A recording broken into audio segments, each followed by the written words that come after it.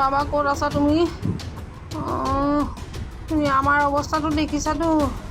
তুমি য'ত আছা তাৰ পৰা সোনকালে গুচি আহা, আহি পেলাই চব ছেটেল কৰা।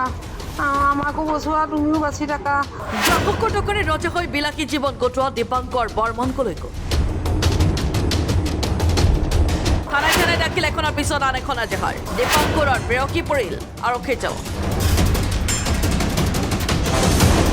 মহাপ্ৰবঞ্চক দীপাংকৰ বৰ্মনৰ প্ৰেয়সী মনালিছা দাসক 7 দিনৰ আৰক্ষীৰ জিম্মালৈ প্ৰেৰণ। ইটোৰ পাছত সিটো বিস্ফোৰক স্বীকাৰোক্তি মনালিছা দাসৰ। কেনেকৈ দীপাংকৰৰ সৈতে মিলিছিল প্ৰবঞ্চনাৰ জাল? আৰক্ষীৰ জেৰাত পোহৰলৈ আহিব নতুন কাহিনী। 7 দিনৰ আৰক্ষীৰ জিম্মাত মনালিছা প্ৰবঞ্চক দীপাংকৰ বৰ্মনৰ প্ৰেয়সী মনালিছা দাসক আৰক্ষীৰ জিম্মালৈ প্ৰেৰণ। 7 দিনৰ আৰক্ষীৰ জিম্মালৈ প্ৰেৰণ কৰিলে আদালতে। আজি গ্ৰেপ্তাৰ কৰাৰ পিছতে CJN আদালতত হাজিৰ কৰোৱা হৈছিল মনালিছা দাসক। আৰক্ষীয়ে অধিক তদন্তৰ বাবে 7 দিনৰ বাবে জিম্মাত বিচাৰিছিল মনালিছাক আৰু আদালতে 7 দিনৰ জিম্মালৈ প্ৰেৰণ কৰে দীপাংকৰৰ প্ৰেয়সী। উল্লেখযোগ্য যে বুধবাৰে মনালিছা দাসক আটক কৰিছিল আৰক্ষীয়ে। দীৰ্ঘ সময় জেৰাৰ অন্তত মনালিছাক গ্ৰেপ্তাৰ কৰে পল্টন বজাৰ আৰক্ষীয়ে। দীপাংকৰ বৰ্মনে পলায়ন কৰাৰ পিছতেই আৰক্ষীয়ে প্ৰেয়সী মনালিছা দাসক কাৰ্য কৰিছিল। কোটি কোটি টকা লুটি পলায়ন কৰা দীপাংকৰ বৰ্মনৰ সোঁহাত স্বৰূপ আছিল প্ৰেয়সী মনালিছা। বহু গ্ৰাহকে মনালিছাৰ জৰিয়তে বিনিয়োগ কৰিছিল ধন, যাৰ বাবে জালুকবাৰীৰ দীপাংকৰৰ ঘৰতেই নহয় শ্বেয়াৰ মাৰ্কেটত ধন বিনিয়োগকাৰীয়ে পাবলগীয়া ধন বিচাৰি ক্ষুভিত গ্ৰাহকে ভিৰ কৰিছিল প্ৰেয়সীৰ ঘৰত।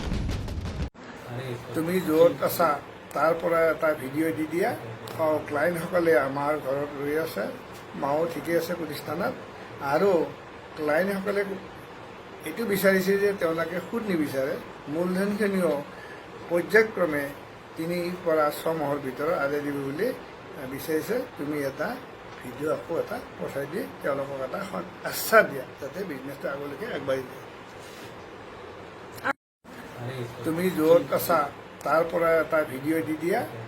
ক্লায়েণ্টসকলে আমাৰ ঘৰত ৰৈ আছে, মাও ঠিকে আছে প্ৰতিষ্ঠানত, আৰু ক্লায়েণ্টসকলে এইটো বিচাৰিছে যে তেওঁলোকে সুদ নিবিচাৰে, মূলধনখিনিও পৰ্যায়ক্ৰমে 3 পৰা 6 মাহৰ ভিতৰত আদায় দিব বুলি বিচাৰিছে। তুমি এটা ভিডিঅ' আকৌ এটা পঠাই দি তেওঁলোকক এটা আশ্বাস দিয়া যাতে বিজনেছটো আগলৈকে আগবাঢ়ি যায়। বাবা ক'ত আছা তুমি? তুমি আমাৰ অৱস্থাটো দেখিছাতো। তুমি য'ত আছা তাৰ পৰা সোনকালে গুচি আহা, আহি পেলাই চব ছেটেল কৰা। আমাকো বচোৱা, তুমিও বাচি থাকা, নহ'লে আমি আৰু থাকিব নোৱাৰোঁ। শুনিছানে? যাওঁতে একো নক'লে, ক'ত গ'ল, কি কৰিলে, মই একো দেখাও নাপালোঁ তোমাক। তুমি য'ত আছা তুমি সোনকালে গুচি আহা। Bureau' report Anthony ফৰাছা।